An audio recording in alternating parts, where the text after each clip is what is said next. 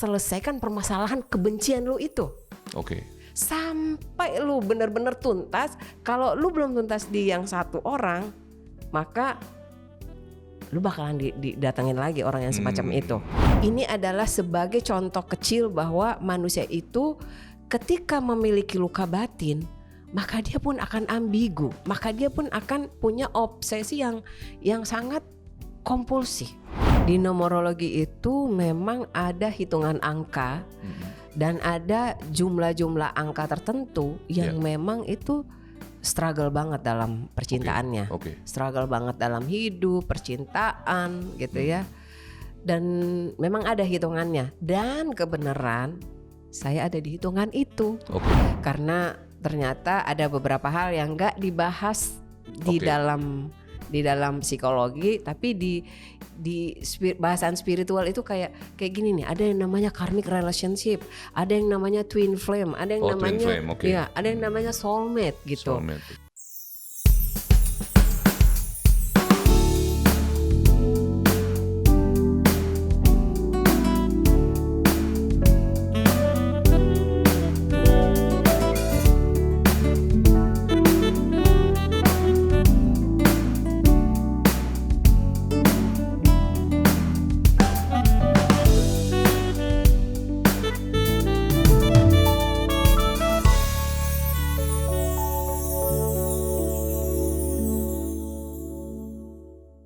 Assalamualaikum warahmatullahi wabarakatuh. Kita jumpa lagi bersama saya Ferry Purwo dalam podcast Cinta is Love. Dan hari ini saya tidak sendirian pastinya, karena ditemani oleh sebetulnya udah teman lama, cuman herannya dipertemukannya justru di podcast ini. Bersama Mbak Elty Sukesi. Iya benar ya, Mbak Elty Sukesi. Elty Sukesi. Apa kabar Mbak? Alhamdulillah. Baik ya. Akhirnya ketemu juga, tapi ketemunya malah di sini. Unik juga ya. Demikianlah semesta mempertemukan. Akhirnya memang cinta itu menyatukan, Mbak. Iya dong. Ini gara-gara cinta nih akhirnya kita bisa ketemu, terus kita mau bincang juga tentang cinta.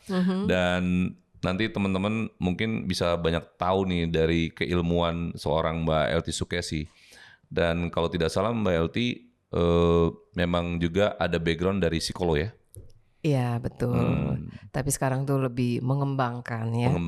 Mengembangkan ke arah seiring dengan perjalanan saya itu kan berapa tahun kebelakangan ini lebih ke jalan yang di luar daripada psikologi, pengamatan psikologi gitu.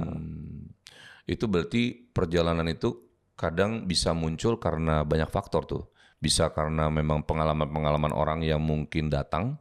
Atau juga mungkin pengalaman pribadi tuh Mbak ya. Bener nah ini yang mana tuh? Yang pertama apa yang kedua? Atau dua-duanya? Mau tahu aja atau mau tahu banget? Mau tahu banget sih kayaknya. Iya seru karena semuanya memang berhubungan dengan cinta gitu. Dan mungkin kalau kita mau ambil case tentang cinta itu bisa sih banyak cerita ya. Mengenai contoh case-nya itu ke saya aja deh gitu. Ibaratnya karena saya juga kebetulan kan belajar backgroundnya di psikologi ya, jadi saya bisa menteorikan ini kenapa, penyebabnya di sini kenapa, dan kemudian cause effect-nya apa gitu. Seperti itu Mas Purwo. Jadi situasi-situasinya memang ada sebab akibat lah ya. Betul. Nah tapi kan dalam pengalaman-pengalaman pribadi kadang-kadang kita bisa melihatnya dari sisi seberapa akhirnya terjadi perbedaan antara teori dengan praktek kalau bicara tentang cinta. Itu gimana Mbak Elty? Misalnya nih, kalau misalnya katanya cinta itu harus bisa menjadi orang yang lebih berkorban. Tapi apakah memang ketika faktanya, ketika kita sudah berkorban banyak, kita sudah cukup kuat untuk akhirnya tidak minta balasan terhadap pengorbanan itu? Nah itu gimana tuh? Iya. Jadi yang pertama saya mau sampaikan bahwa cinta ini kan konsep ya, yang selama ini kita yakini, kita dengar, kita rasa itu sebenarnya kalau saya ya bahwa kita tuh terjebak di dalam konsep narasi yang disampaikan kepada kita. Entah itu melalui kata-kata, entah itu melalui film, entah itu melalui apa yang selama ini kita terinduksi di dalamnya, terstimulasi kita tuh dari mana? Misalkan apakah itu cerita film romance, ya kan? Entah itu berupa puisi. Kemudian kita mengadopsi bahwa itulah cinta. Oke. Dan itu semua ada di bawah sadar kita kan. Kita dari kecil dibacakan tentang cerita-cerita dongeng, Cinderella, terus Snow White, yang indah-indah gitu. Indah-indah perjalanan cintanya. Tapi apakah betul seperti itu cinta yang hingga dibawa ke perkawinan? Pada kenyataannya nggak semuanya seperti itu. Mana kita tahu Cinderella habis nikah dia harus adaptasi dengan iparnya, harus jadi upik abu, harus, iya kan? Banyak di sana. Akan tetapi kita tuh hanya selama ini meyakini cinta itu indah. Cinta itu sedemikian yang kita lihat, yang kita ambil dari potongan-potongan, fragmen-fragmen yang kita tangkap dari panca indera kita.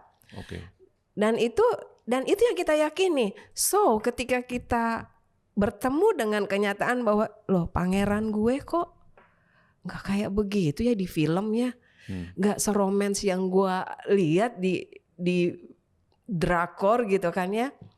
Kok dia nggak ngasih gue bunga, kok dia nggak ngasih gue bla bla bla gitu ya. Membandingkan, ada pembandingnya sehingga ketika dia nggak mendapatkan sesuatu yang sesuai dengan literasi dia di bawah sadarnya itu, di memori, long term memorinya dia, inilah yang membuat masalah.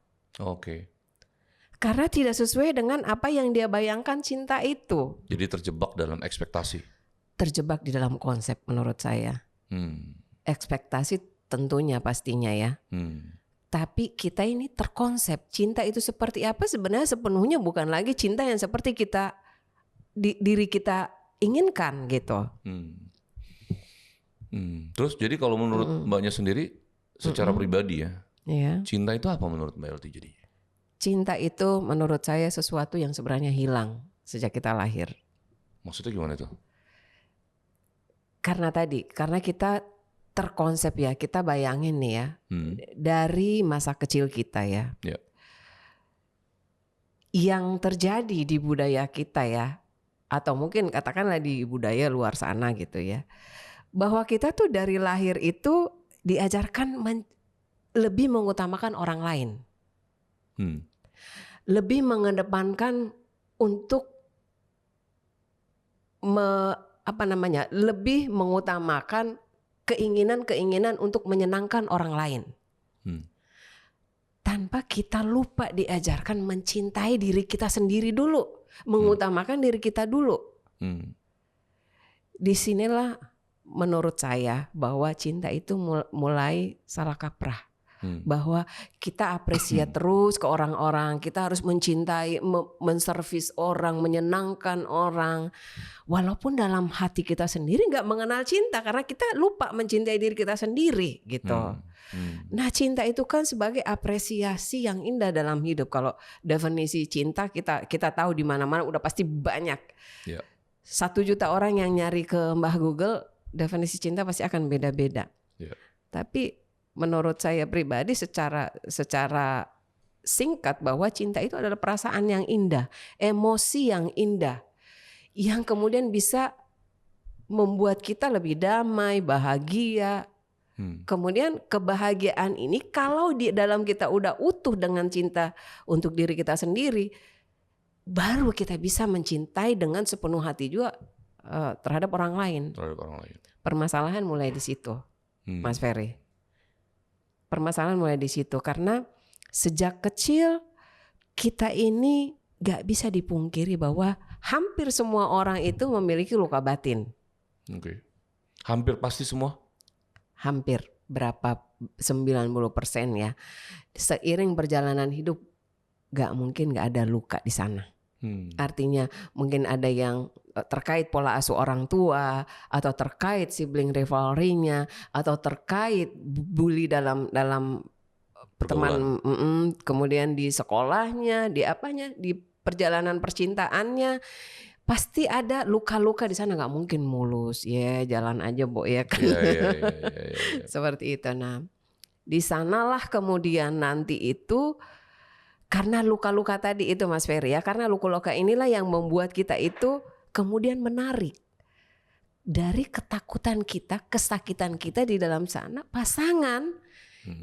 Yang ini agak-agak spiritual nih sebenarnya Mas Ferry ya, bahasannya ini karena gini nih, aliran transpersonal Jung itu mengatakan bahwa siapapun di sekitar kita termasuk pacar, termasuk teman-teman, itu kan gambaran imago kita, gambaran daripada image diri kita sebenarnya di dalam diri kita, kemudian menarik. Jadi kalau ada yang nyakitin kita, yang hianatin kita, atau kemudian ngebohongin kita, teman-teman, nipu, terus pacar kemudian punya the other gitu kan. Nah ini berarti ada something di dalam diri kita.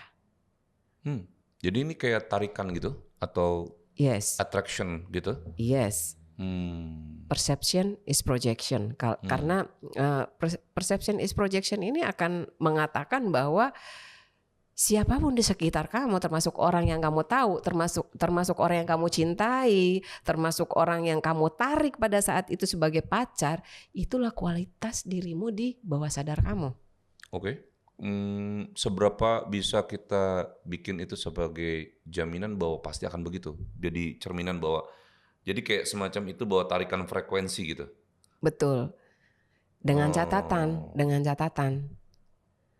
Kalau di bawah sadarnya itu penuh dengan luka batin ya, karena kan kemarahannya gitu ya. Yang intens itu yang justru menarik vibrasinya, yang datang itu sesuai dengan kebutuhan. Kan pada intinya bahwa kita memahami bahwa kalau spiritual itu kan kita ini datang ke dunia ini kan untuk menyelesaikan pelajaran-pelajaran hidup kita kan. Yeah. Untuk semakin ke depannya kita lebih mengenal diri kita yang bagaimana sih mengenali diri kita gitu. Bagaimana sih menemukan diri kita yang katanya sejak lahir tadi itu hilang gitu. Karena kenapa saya bilang hilang? Karena kita dibentuk oleh nilai-nilai sebenarnya. Oke. Dibentuk oleh nilai-nilai agama, norma sosial dan sebagainya. Gak ada. Kita perlu bersikap A, B, C karena sudah ada ketentuannya. Lalu di mana diri otentik kita? Jadi kita semuanya sama, dibentuk, benar-benar dipakemkan sesuai dengan norma sosial dan norma agama. Lalu di mana diri otentik kita? Mas Ferry yang sekarang adalah merupakan gabungan yang dari pengalamannya kan. Dari pengalaman dari lahir, dari orang tua, terus kemudian bagaimana interaksi dalam keluarga, lalu kemudian bagaimana interaksi di pertemanannya, percintaannya, rumah tangganya. Itulah Mas Ferry. Ya kan? Dan kemudian di dalamnya itu semuanya ada nilai-nilai. Mas Ferry harus setia sama istri. Mas Ferry harus berbuat baik, harus bla bla bla bla bla bla. Berarti kita adalah pengkondisian.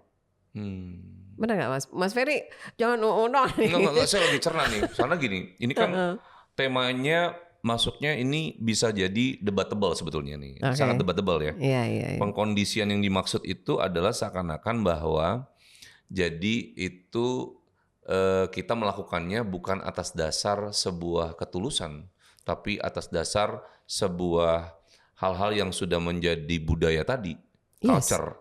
Jadi kalau misalnya kita punya suami harus begini, sehingga itulah yang menjadikan rule dan kesepakatan bersama seakan-akan bahwa itulah yang dianggap menjadi baik, gitu kan?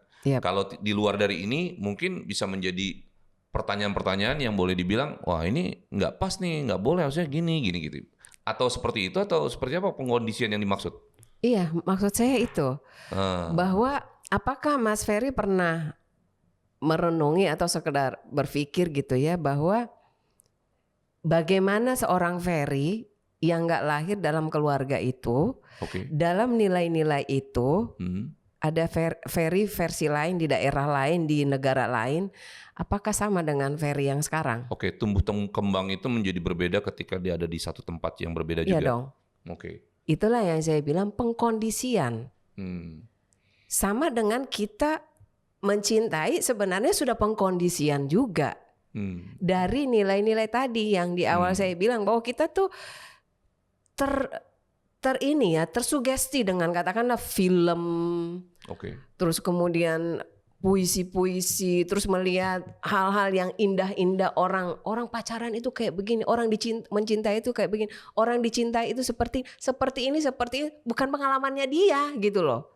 Tapi rujukan dari pengalaman orang. So kalau kita bilang begitu, yang mana sebenarnya otentik keinginan kita? Nah itu jadi yang mana? Nah itu menjadi pertanyaan tuh. Iya, ya justru itu. Nah inilah perjalanan kita menemukan itu yang masing-masing orang beda jadinya gitu loh. Jadi dia pada akhirnya juga akan menuju kepada titik ini sebetulnya. Nah cuman kan ini pembelajaran seperti ini masih belum bisa diterima secara luas nih, Melty, kan? Karena ini kan berbenturan sama itu tadi sebuah culture, kemudian sesuatu yang bersifat sangat sudah turun temurun ya, dan akhirnya kita jadi kayak punya pakem sendiri yang kita nggak bisa keluar dari pakem itu kadang-kadang.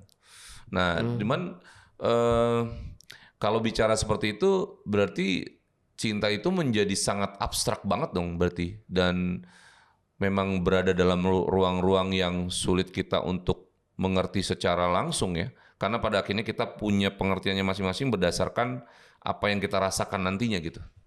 Betul. Atau seperti apa begitu kira-kira ya? Iya. Iya. Nah, terus dalam perjalanannya nih, Melty, kan kita oke lah, ternyata kita masih berada dalam posisi yang pengkondisian tadi. Iya. Nah, berarti tingkat orang mendapatkan cinta itu menjadi sangat lebih sedikit ya dibanding karena kondisi itu menjadi sesuatu yang diplan. Ya kan, sesuatu yang seperti direncanakan gitu. Yep. Walaupun itu sebetulnya hasil dari satu culture tadi. Tapi di sisi lain, kan sebetulnya kalau menurut saya cinta itu harusnya tumbuh dari sebuah kesadaran gitu. Yep. Nah ini kan jadinya perbedaan dalam konteks kondisi dan kesadaran ini ada perbedaan nggak? Atau kesadaran itu sebetulnya terbangun atas dasar kondisi tadi? Atau kesadaran bisa muncul dari keluar dari out of the box dari kondisi tadi. Nah ini, yang mana itu Mbak? Iya, masalahnya konteks kesadaran ini masing-masing orang berbeda lagi tuh, ya kan? Kesadaran tentang cinta, kesadaran tentang segala hal itu kan berbeda-beda ya. Betul. Karena itu masalah persepsi, kembali lagi ke persepsi gitu ya. Persepsi kita merasa dicintai itu kan tergantung daripada background kita kembali. Persepsi tentang cinta juga kita masing-masing beda gitu kan. Masing-masing beda. Misalkan aku nih, keluargaku, ayah dan ibu sejak kecil divorce. Oke. Terus kemudian di sana cinta yang seperti apa yang saya inginkan dalam hidup itu kayak loading terus gitu loh. Karena di awal kehidupanku pun sendiri aku tidak mengenal cinta seperti seorang figur laki-laki ya yang benar itu. Nah, ini bisa dijadikan contoh kasus ya, bahwa ketika kita membawa luka batin di sana ya, untuk mungkin teman-teman di luar sana yang mungkin berasal dari keluarga divorce gitu kan, ada memang kehilangan di sana kita yang sangat besar. Dan kemudian karena nggak ada figur ayah tadi, figur laki-laki dalam kehidupan kita, itu akan membuat kita tuh kayak mana ya cinta laki-laki tuh yang seperti apa? Cinta itu seperti apa sih? Gitu. Nah, ini sebagian orang mungkin mengalami ini ya, tapi ini adalah sebagai contoh kecil bahwa manusia itu ketika memiliki luka batin, maka dia pun akan ambigu, maka dia pun akan punya obsesi yang sangat kompulsif. Yang sangat nggak nyata gitu cinta yang dia cari gitu. Dan itu benar terjadi. Jadi saya menyukai teori psikologi itu karena di situ cocok dengan misalkan sebuah puzzle ya, mau mencari cerita hidup saya, kenapa kok sekarang akhirnya saya pun mengalami beberapa tahun kemarin selesai juga dalam hubungan gitu. Dan nah sebentar nih Mbak, ini menarik nih. Mbak bilang Mbak punya luka batin dalam konteks konsep bahwa tidak menemukan sosok dalam konteks laki-laki nih, yaitu dari posisi ayah ya. Ya. Ya. Nah, luka batin itu kan sebetulnya tidak direct, tidak langsung. Karena itu Iya, melihat dari sisi betul. itu. Nah, apa yang menjadi perbedaan luka batin yang secara direct dengan non direct?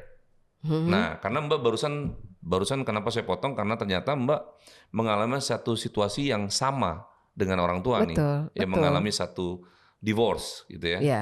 Nah, ini perbedaannya di mana nih Mbak?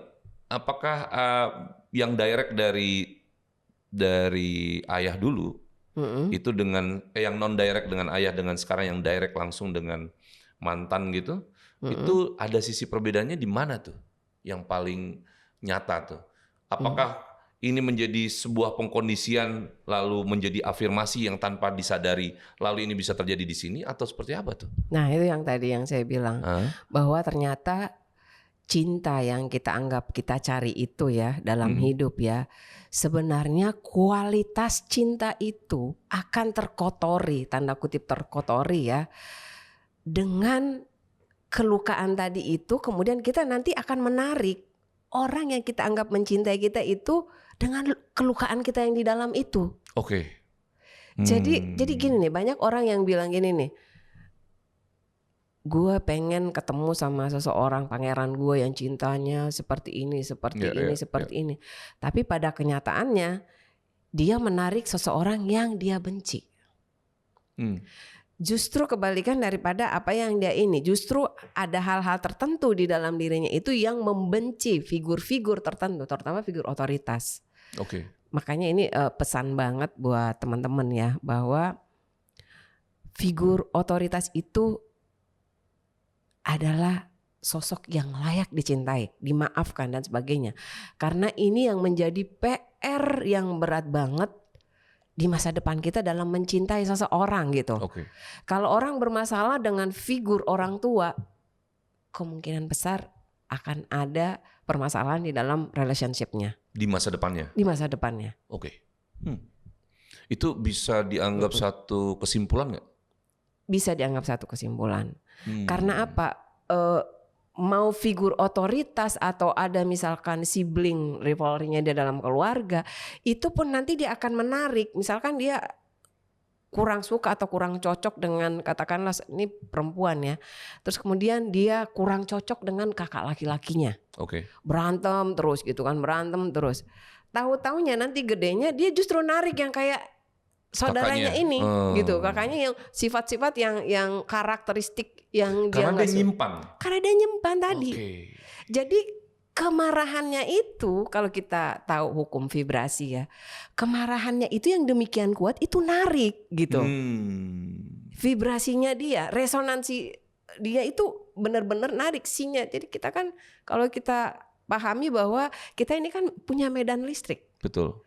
Dan medan kemudian magnet ya. Iya, ada magnet, dan di luar sana pun seperti itu. Nah, siapa yang di luar sana yang sefrekuensi dengan dia, yang ada di bawah sadarnya itu, itulah yang dia tarik. Karena kalau kembali lagi ke bahasan spiritual, bahwa orang itu datang buat lu selesaikan permasalahan kebencian lu itu. Sampai lu benar-benar tuntas. Kalau lu belum tuntas di yang satu orang, maka lu bakalan didatengin lagi orang yang semacam itu sampai lu benar-benar terima. Intinya sih penerimaan gitu. Jadi pentingnya menyimpan hal-hal baik lalu memaafkan itu menjadi penting banget kalau lihat dari situasi ini. Misalnya nih, kan seseorang melihat sosok ibunya atau ayahnya misalnya. Misalnya dia seorang laki-laki ngelihat sosok ibunya. Nih ibunya ceritanya mungkin agak sedikit bawel lah misalnya. Lalu dia dalam hatinya tercetuk nih, gue kalau punya bini jangan sampai nih kayak begini nih gitu. Nah itu sebetulnya justru malah ini ya, bisa menyimpan memori itu ya. Benar. Harusnya gimana, yang terbaik harusnya gimana tuh, ngomongnya gimana tuh supaya nggak terjebak di afirmasi itu tuh. Dia perlu mengafirmasi ulang dong jadinya, ya kan? Dia perlu mengafirmasi bahwa biarlah saya izinkan, saya ikhlaskan orang tua saya memiliki hubungan seperti ini. Terima kasih, di masa depan saya mendapatkan pasangan bla bla bla, misalkan apa yang dia ingin. Dan udah berterima kasih di situ, dan seakan-akan udah terjadi apapun yang dia inginkan pasangan yang seperti apa ke depannya gitu. Oke.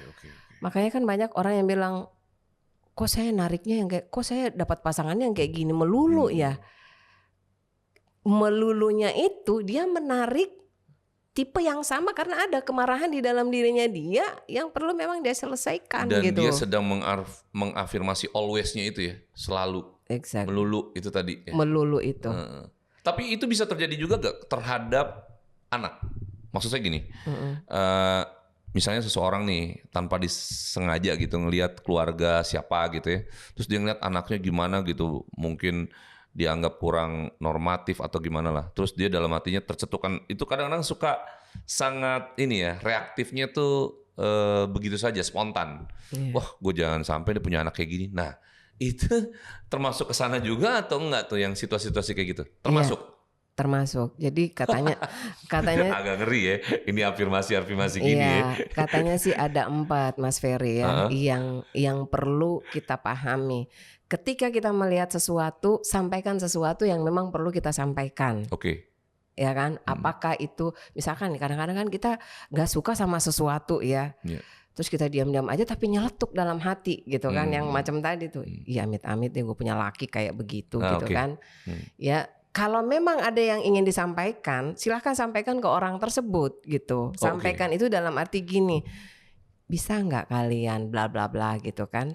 Tapi kalian kita sudah menyampaikan itu. Dikeluarin bukan disimpan. Dikeluarin. Karena kita sebagai orang yang menjadi penyaksi di sana. Betul. Gitu. Hukum ininya adalah bahwa kita kan perlu ya terlibat dan sebagainya untuk berkontribusi terhadap manusia lain, katakanlah seperti itu, kebermanfaatan gitu ya. Nah, atau misalkan kita melihat sesuatu peristiwa terus kemudian kita pergi atau nggak ngelakuin apa-apa, itu juga akan ada impact-nya juga buat kita. Ada nanti ininya.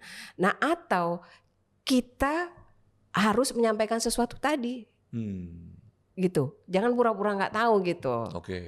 Ya itulah kenapa hukum sebab akibat itu memang ya kalau kita udah misalkan kita udah pahami tentang hukum sebab akibat itu, maka kayaknya kita untuk berbuat ini tuh lebih hati-hati gitu loh Mas Ferry. Iya kan, mau baik merasa, berpikir, berkata-kata, berperilaku kan akhirnya gitu. Agak ngeri afirmasi gini nih, karena kan itu ya itulah spontanitas kadang-kadang kan bisa terjadi kapanpun dan itu di luar kendali kadang-kadang. Betul. Terus dia langsung meluncur aja tuh cepat gitu ya.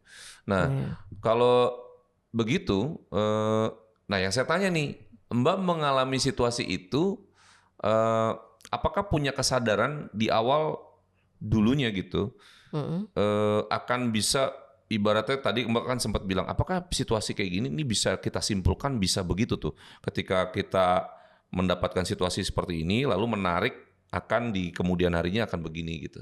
Nah, Mbak punya kesadaran itu pastinya setelah kejadian ini terjadi atau sebelumnya Mbak? Sebelum yang Mbak alami sendiri tuh? Sedang berlangsung. Oh, pas sedang berlangsung. Ya, jadi gini,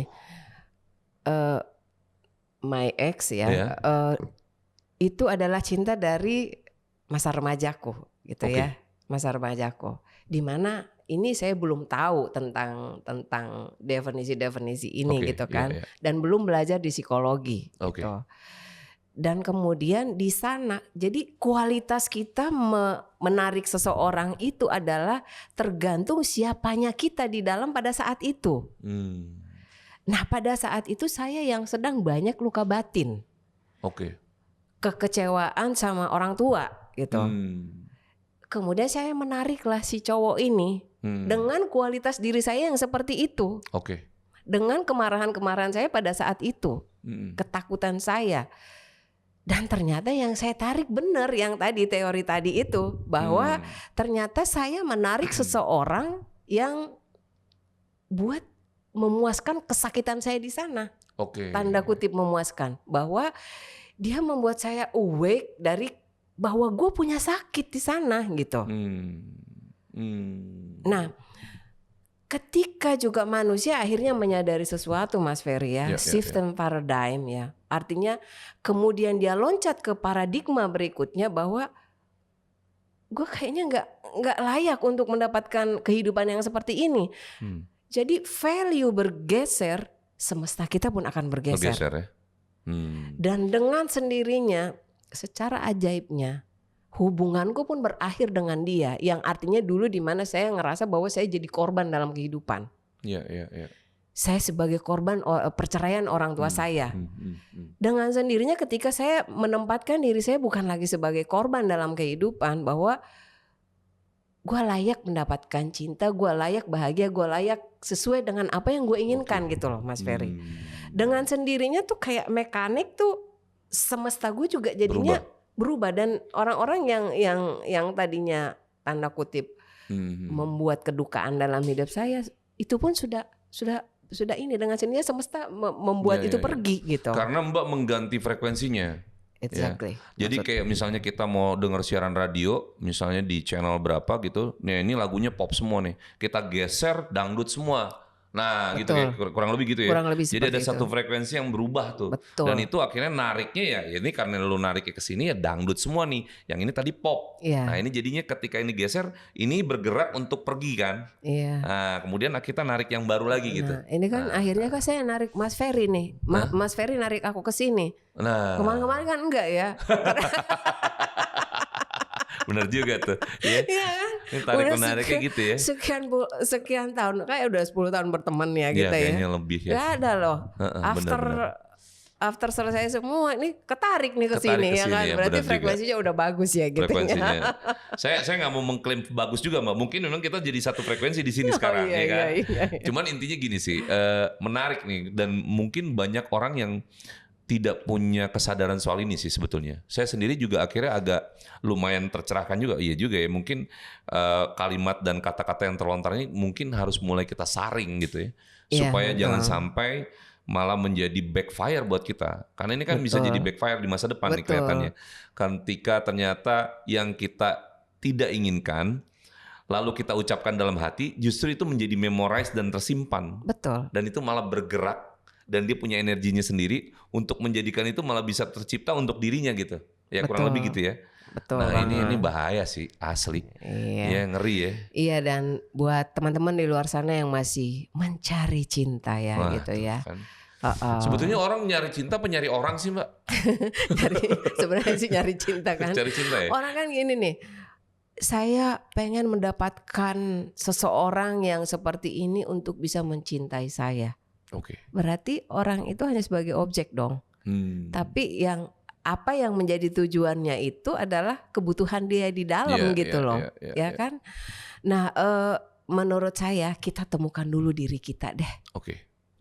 Kita kenali diri kita lebih dalam. Apa kesakitan-kesakitan kita, apa yang belum selesai, apa yang perlu kita up, apa yang perlu kita udah buang. Baru orang-orang yang di luar sana, kok gue dapat lagi yang kayak gini lagi. Nah baru tuh nggak akan terjadi. Gimana bisa kita bilang mendapatkan hasil yang berbeda tapi daleman kita tetap sama? Betul. Nggak mungkin. Tarikannya akan tetap sama. Tarikannya akan tetap sama gitu. Betul. Jadi untuk dengan penuh kesadaran bahwa kita perlu balik lagi ke dalam diri kita. Betul. Apa yang nggak benar, apa yang perlu gue perbaikin gitu, apa yang belum selesai di masa lalu gue gitu. Karena saya jamin ketika itu sudah di-upgrade semua, you akan narik juga teman-teman yang lebih baru, lebih baik, dan frekuensinya juga bagus. Gitu. Termasuk cintanya tadi. Benar-benar. Ini menarik sih. Ini benar-benar lumayan nuansanya memang sangat spiritual, dan setahu saya Mbak juga sekarang sudah mulai juga bergerak lebih meluas nih katanya kan, untuk lebih ke benar-benar kayak misalnya juga membahas tentang grafologi, kemudian numerologi, kemudian hal-hal lain yang mungkin pengembangannya bisa, keilmuannya bisa lebih luas lah dari banding yang sudah didapat.